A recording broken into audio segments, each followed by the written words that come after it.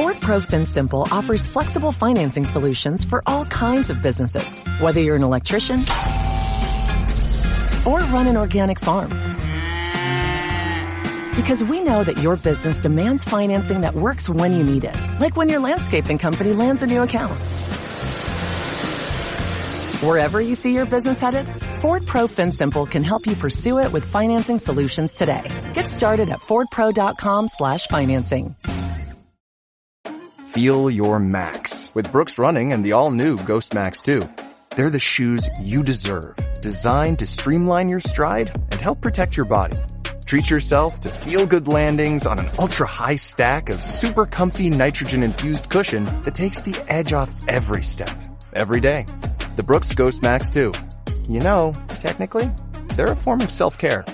Brooks, let's run there. Head to brooksrunning.com to learn more.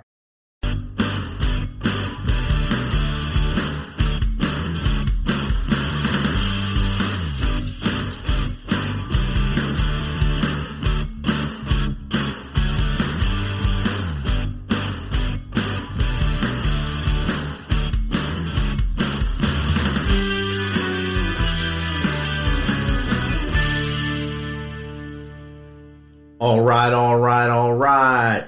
Welcome back. It's Fit Nation.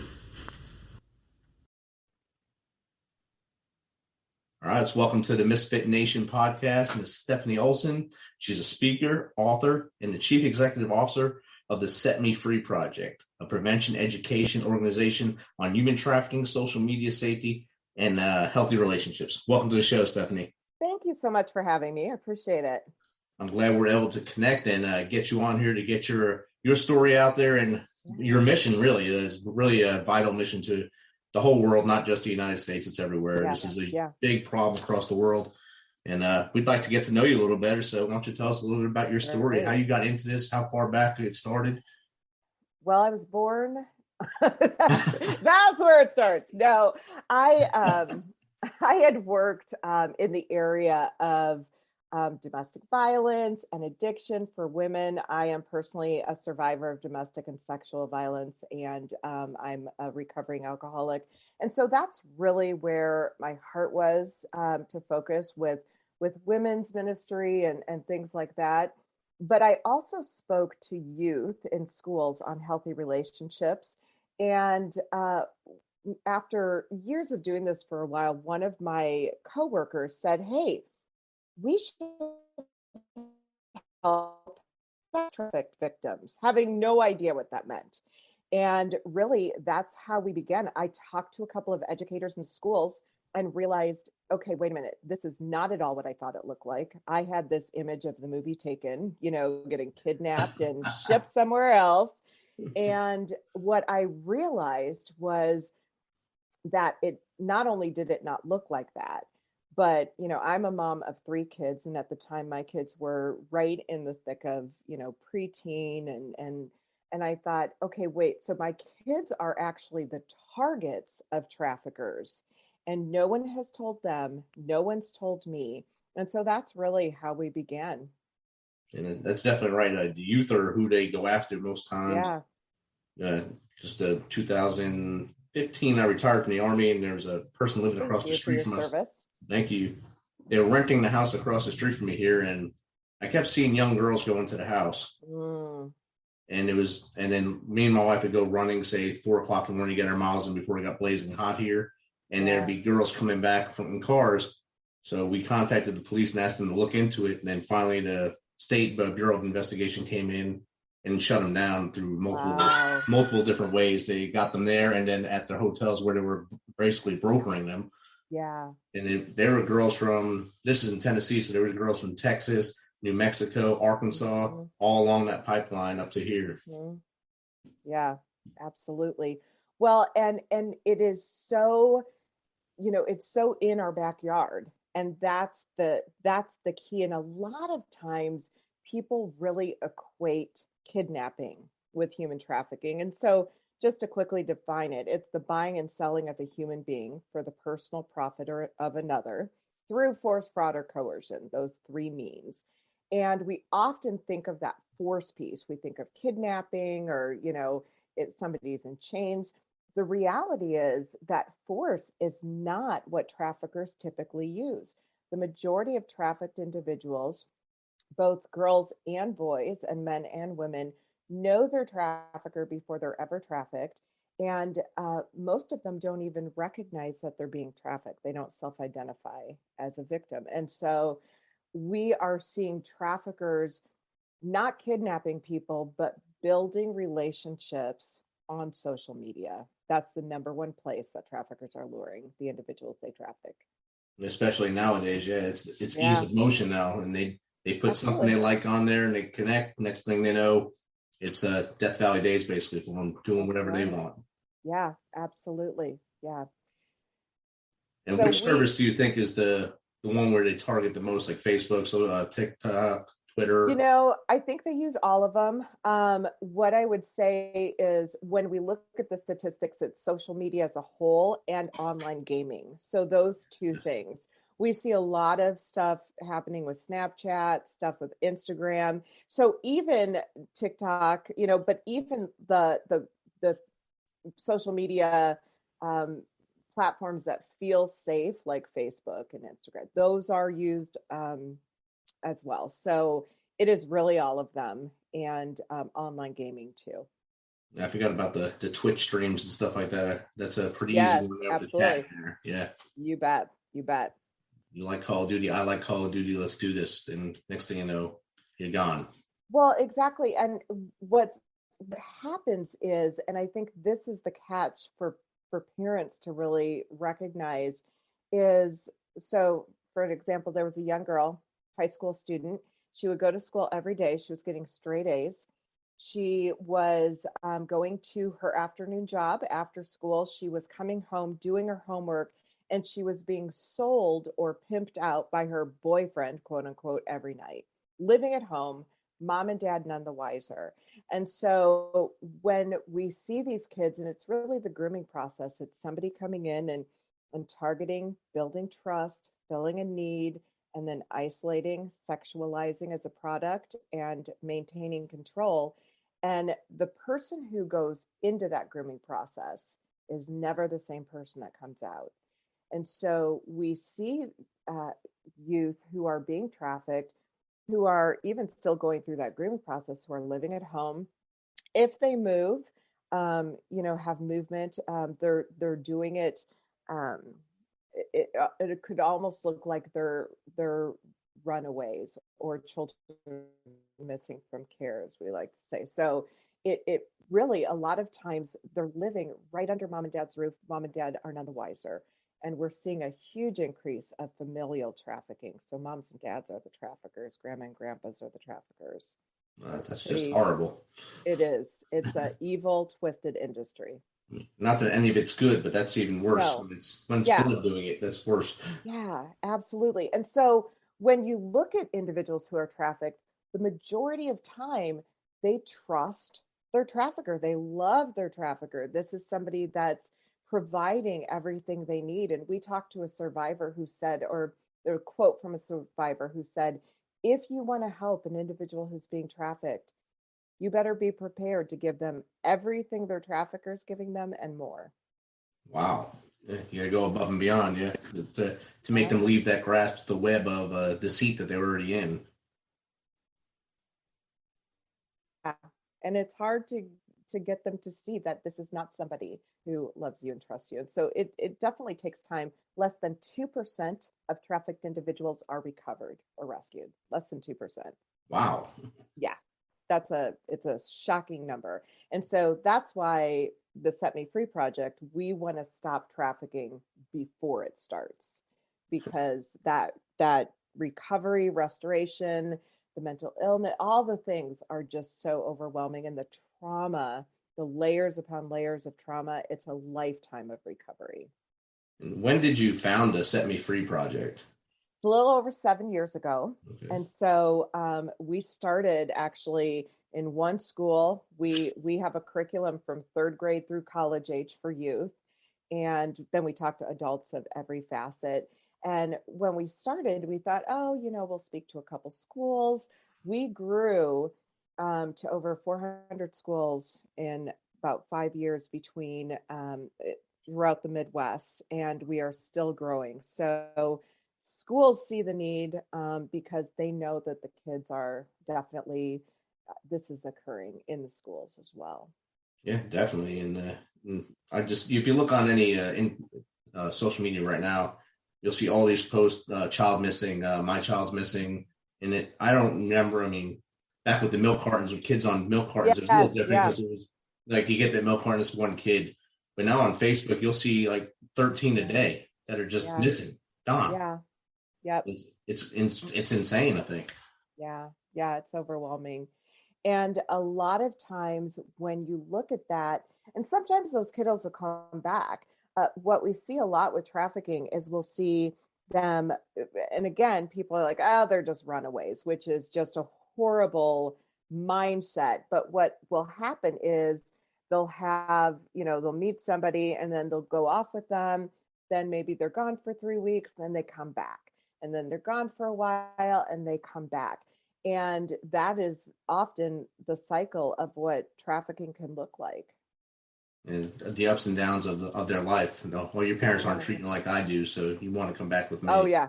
Maybe on the corner, I'll pick you up. And exactly. Yeah. Then the downward spiral starts again. And you bet. Do you think in the Midwest where you started, I'm sure there's a lot more that happens out there because it's wide open in the Midwest, a lot of wide open spaces for people to be taken or lured into things or manipulated into things. And I know in the cities it happens as well, but I think the Midwest, I lived out in Kansas for a while, as wide open as it is out there, it has to be a lot harder to track down a youth or anyone that gets taken into the situations. Yeah.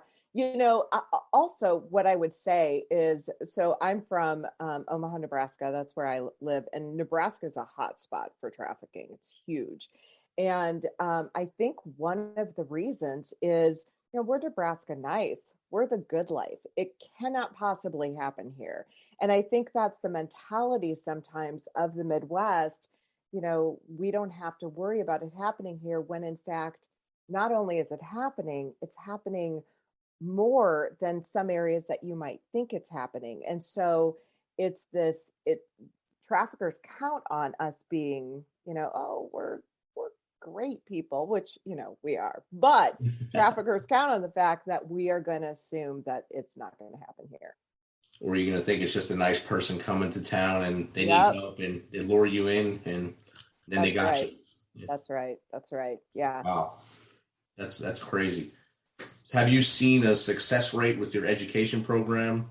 Getting children to maybe just say no, like the drugs, just say no drugs, just say no to trafficking or manipulation? Yeah. We actually, so that's a great question that you ask, because one of the things that we've learned really quickly is kids don't really respond a whole lot to don't do this, so like, don't get on social media, don't. And the reality is social media is great, and it can be great and it can be horrifying all at the same time, but it's not going away. So our goal is to really help kids safely navigate that and do some real critical thinking. And so we come in with now in 3rd grade through 6th grade, we're not talking about human trafficking. We're talking about social media safety and consent and all of those, empathy and stuff like that. But when we go into a classroom, we bring a lot of activities and a lot of humor, despite the topic. People think, oh my gosh, you can't say. And we always say we take the topic very seriously, but we don't take ourselves very seriously. And so we love to be a consistent presence. We love to go in every quarter, every semester, depending on the school. And we have a blast with the kids. They have fun. But the goal is to get them. So we do human trafficking, social media safety, and healthy relationships. And the goal is to really get them to think about, okay, so I can post all of this information on my Instagram bio. And even though Instagram might be totally private, the bio itself is public. What are your thoughts about that? Or who are you having follow you on media? Just anybody? What do you think? And so it's really that critical thinking piece. And what we do is we really look at the data of, okay, are we seeing a change in behavior with these kids? And that's what we go by. Okay. But the foundation, I just want to share this story because this is an example. The foundation of everything we teach is you have intrinsic value, that there is no one that can say or do anything to change your value, to change your worth, your human dignity. And that's the basis of everything we teach. And we had a little boy, 8th grade, who after one of our presentations approached our educator and said, I have never had anyone tell me I have value. I have never heard that. And so as he started talking, he wound up disclosing that he was in an extremely sexually abusive situation at home. He was being abused by a family member, and it was a very scary life for him. And of course, we had to report it. And normally when we do, we never hear anything afterwards. It's confidential. But this little boy contacted us. Now he's in 8th grade. I keep calling him little boy. That's because I'm old. But he called us, or he emailed us and said, hey, I just want you to know, I was taken from my family. I was put in a foster home. But for the first time in my life, I feel safe. And I just want to thank you because it's because of you. And then he emailed us a month later and said, hey, it's my birthday. And I just wanted to tell you that I'm having a birthday because of you. Wow. And that's why we do what we do. That's exactly why we do it. So after you stopped crying after he told you this stuff, yeah, no hugging kidding. each other, you got yourself together and you put a high five up. So we helped. We know we helped one. That's we know right. We helped him definitely. That's exactly right. He and he's kind of he's close to our heart, even though we don't know much more about him, but we know that we made a difference, and that's huge. That's outstanding. The end of September, beginning of October, I went to my wife's school. She's an 8th grade teacher as well. Oh. And went there to speak to 7th graders in a leadership class. Mm-hmm. A couple guys from my job went there. We showed them some of the things we work with, robots and stuff. But we also told them about how we came up, why we joined the Army, and what our career goals were, and why all things that transpired. There was a young girl in the front row, and she was kind of shy looking, but then she raised her hand and said, I want to become a doctor. Is that hard? I said, you be the doctor. You be the best doctor you can be. Don't let anyone tell you can't do it. And she just came up and hugged me. Said, thank you. No one ever told me I can do things. Oh, wow. Yeah. And I said, you're in a leadership class. And I think sometimes what we as adults have to remember, and I always talk to adults about being that safe adult that kids can come to about anything, that it's not that we have to take a kiddo from here to here to get them to that place that we want them to see. I have our director of operations and programming, who is an amazing woman who grew up in the foster care system. And she said, it's those little nudges. It wasn't one person who made a change in my life. It was those little nudges throughout my life that I remember that got me to where I am today. And we are those little nudges. If you give a little positive light to them, they'll have positivity and take that step forward. And if you keep bashing them and telling them they're not going to be anything, they won't be anything. Yeah, that's exactly it. That's exactly it. So we have a lot of opportunity there, and that's good for all of us. But kids are going through it right now. And with social media and the increase in anxiety and depression and all of that stuff, I think that it's going to take more of all of us to give those nudges, because our kids are definitely, they have a lot more challenges. In the last 2 years, our disclosures have increased tremendously.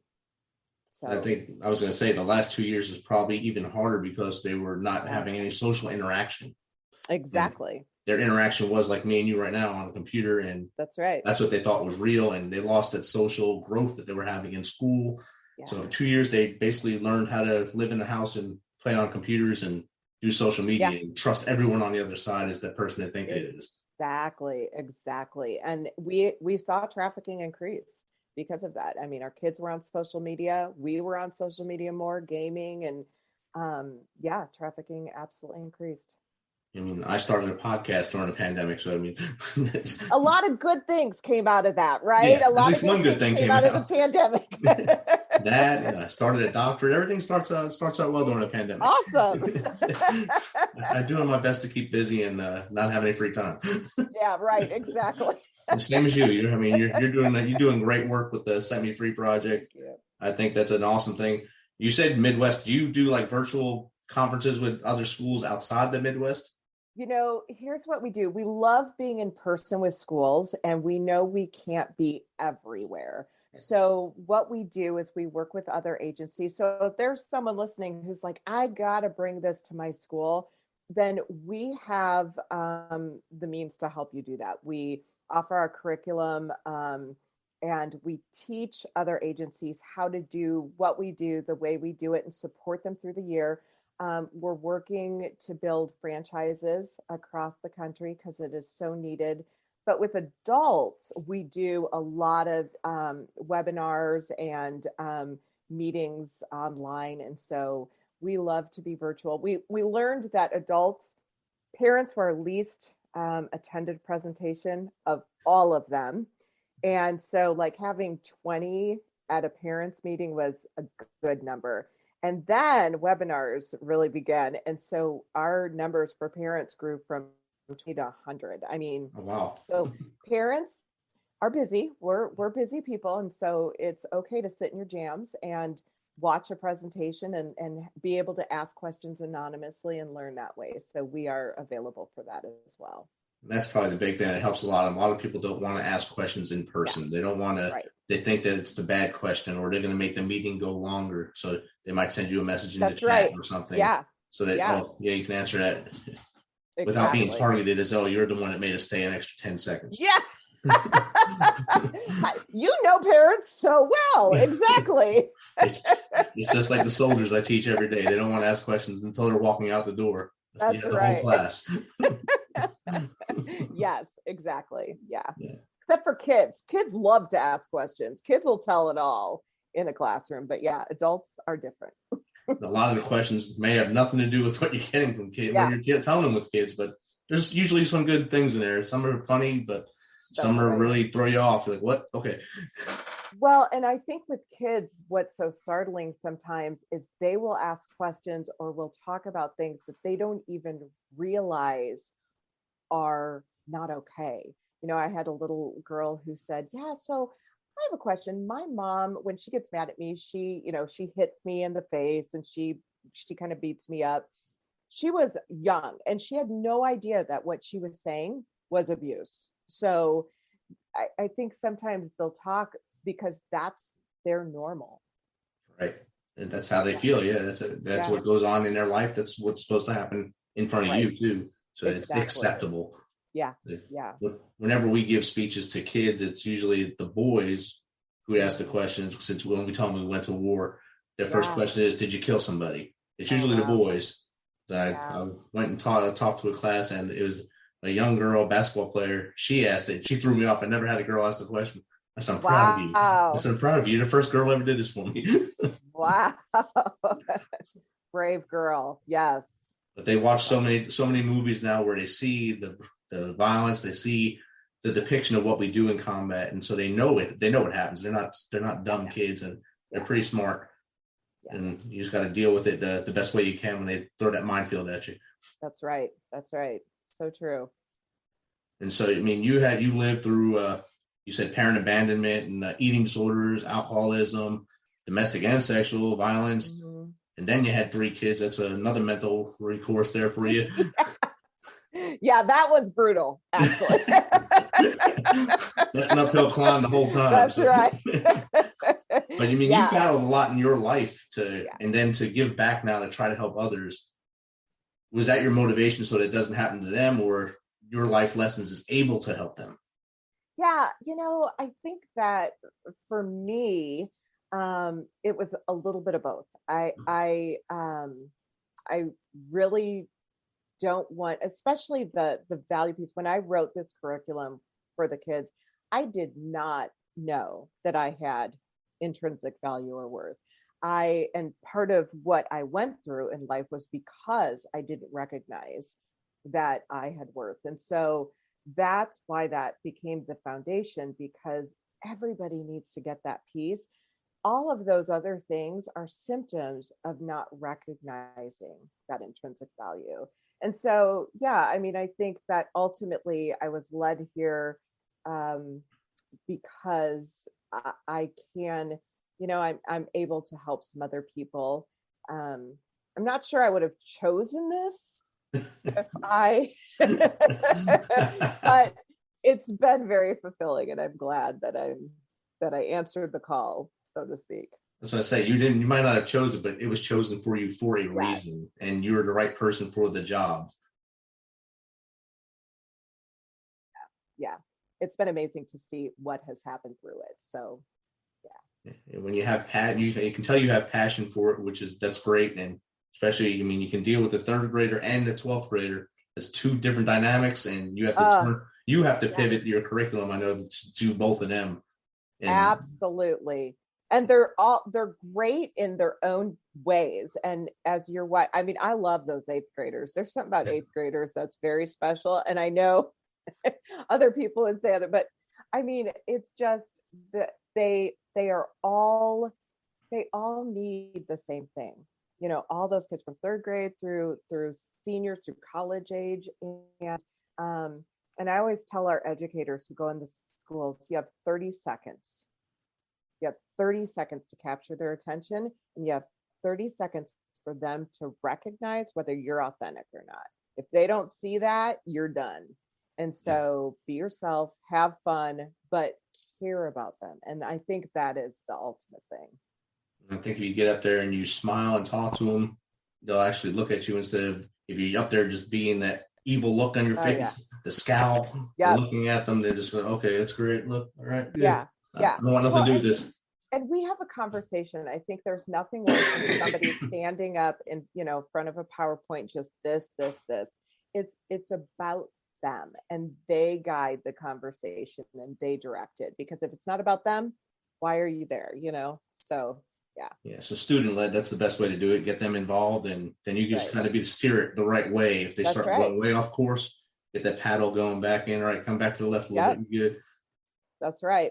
Yeah, last school I went to, I had a bunch of kids say they wanted to come home with me. I'm not sure if that's the objective, but no, you stay here.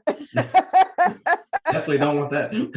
But it just shows that you can have fun with them. You can make a difference, and I think they grab a hold of that. You didn't bring snacks with you and lure them, right? It was just. I did not. No, I told some kid you should have brought Starbucks for all of us. Yeah, no, I brought nothing. And they still wanted to come on. Wow.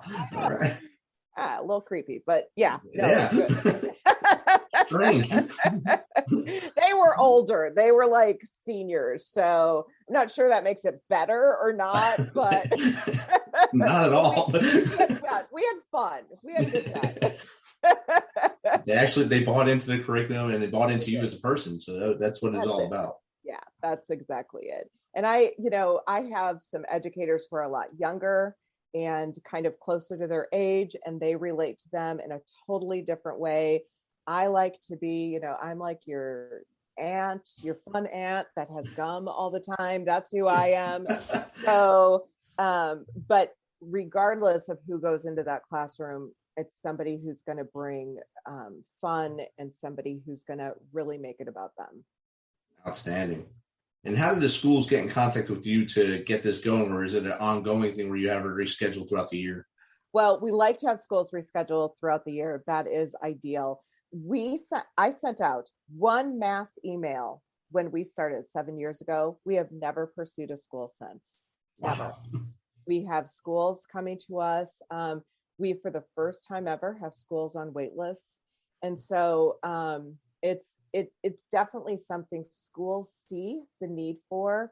And we get to continue to go back. So, and that's why I say, if there's people who want to do this and want to do it well, that's what we can help them do, because there's a lot of people, I heard a woman say the other day, when I go in and I talk to kids about social media and tell them to stay off screens and not to use screen time, and they shouldn't do that, most of them are just looking around bored.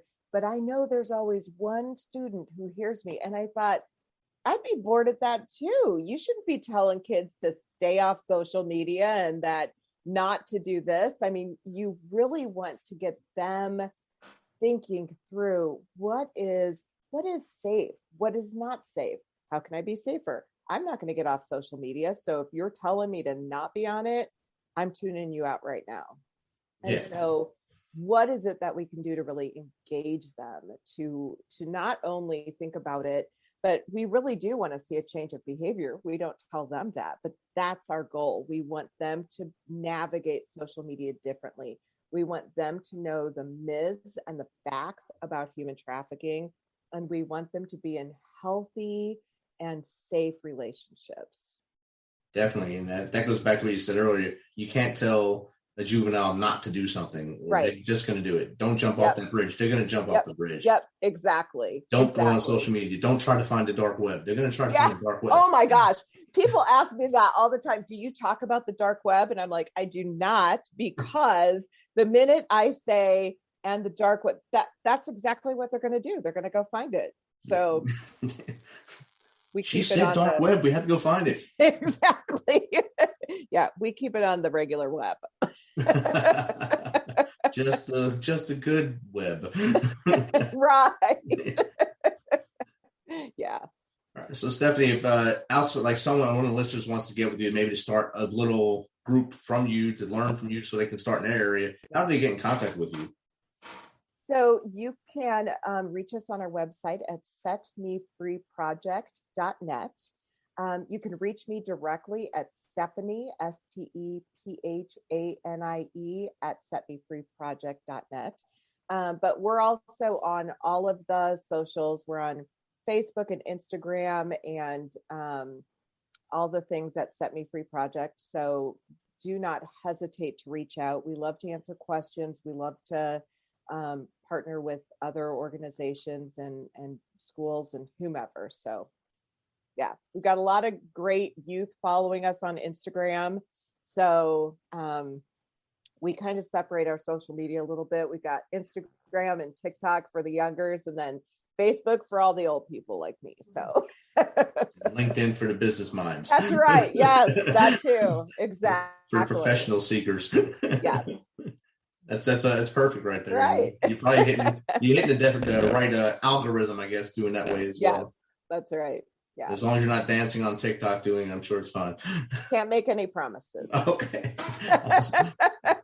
I will neither confirm nor deny. So. Stephanie, this has been great chatting with you. Thanks for sharing what you do and your story. It's amazing. I applaud you for what you're doing out there in the Midwest, and I hope others reach out to you to get this going nationwide. Yeah, thank you so much for having me. No problem.